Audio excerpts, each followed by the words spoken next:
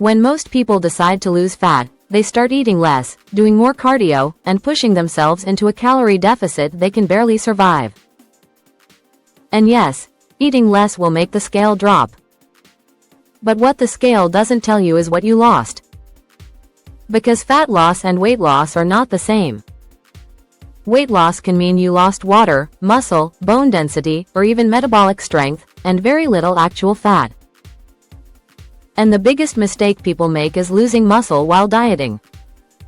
Muscle isn't just for looks, it's your metabolic engine. It's the tissue that burns calories even when you're sitting still, the tissue that keeps your hormones balanced, your posture strong, your energy stable.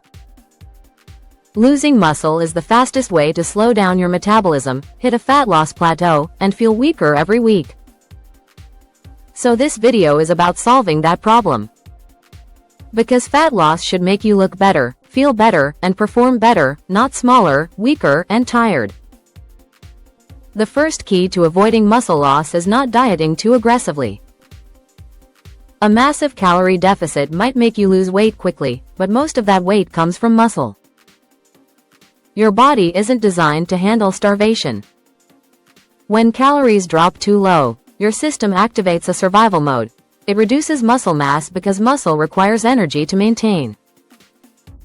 That's why crash diets, detoxes, and starvation-based plans make people look skinny fat, because the body is protecting fat and burning muscle. A smart fat loss plan uses a moderate calorie deficit, just 350 to 500 calories below maintenance. This is enough to burn fat without triggering the emergency shutdown that eats away at your muscle tissue. The second key is eating enough protein.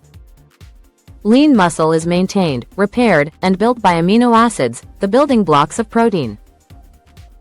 When you diet, your body needs even more protein than usual, because the deficit increases the risk of muscle breakdown. A good fat loss diet includes at least 0.8 to 1 gram of protein per pound of goal body weight. If you weigh 170 but want to be 150, then 150 grams is your target. Protein does 3 powerful things. First, it protects against muscle breakdown. Second, it keeps you full for hours. And third, it boosts your metabolism through the thermic effect of food. Your body burns more calories digesting protein than it does digesting carbs or fats. So high protein eating not only saves your muscle, it accelerates fat loss. The third key is strength training, and this is non-negotiable. You cannot keep muscle if you don't give your body a reason to keep it. When you lift weights while dieting, your body gets the signal. Muscle is needed. Do not break this down. You don't need heavy powerlifting or 2-hour gym sessions. 3 to 4 full body strength workouts per week are more than enough. Focus on compound movements. Squats, lunges, rows, push-ups, presses, deadlifts, hip thrusts. These movements tell your body that your muscle is essential.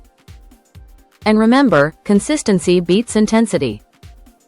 You're not trying to set PRs while dieting. You're trying to maintain strength. If your lifts stay relatively stable, your muscle stays intact. The fourth key is not relying on excessive cardio. Cardio is great for health, but too much, especially long-distance steady-state cardio, can increase muscle breakdown, especially when paired with a calorie deficit. People often jog an hour a day, every day, thinking they're burning fat.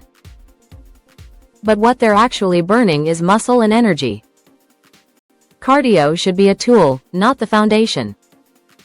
The best balance is simple: 60 to 90 minutes of moderate cardio per week or 2 short HIIT sessions. Pair that with strength training, and your body will burn fat while preserving muscle. The fifth key is often overlooked: recovery and sleep. When you're dieting, your recovery needs increase because the body is under more stress. If you sleep less, you produce more cortisol, and cortisol breaks down muscle tissue and increases fat storage, especially around the stomach. Sleep is where muscle maintenance happens. It's where growth hormone is released. It's where your metabolism resets. If you're dieting and sleeping only 5 hours a night, you're fighting your own biology. Aim for 7 to 9 hours of high-quality sleep if you want to keep muscle and lose fat efficiently.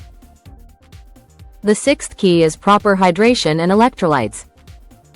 As you diet and reduce carbs, your body flushes out water and minerals. When electrolytes drop, strength drops.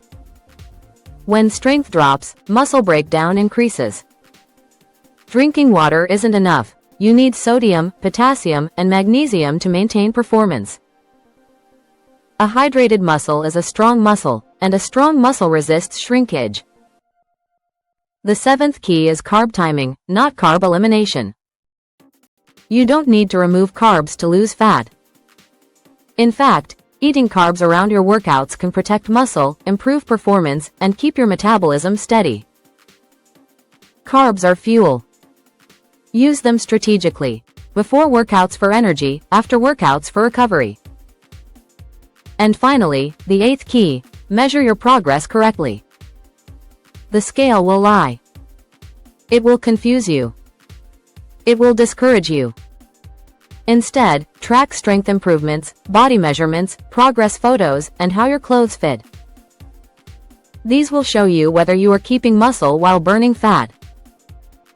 In fat loss, the winner is the one who looks better, not the one who weighs less. Avoiding muscle loss while dieting isn't complicated. It's about signals. Tell your body what to keep, what to burn, and what to ignore. A moderate deficit, high protein, consistent strength training, controlled cardio, good sleep, hydration, and smart carb use, that's the formula. Do it right, and fat loss becomes a transformation, not a punishment. You'll look firmer, perform better, and maintain the results long term.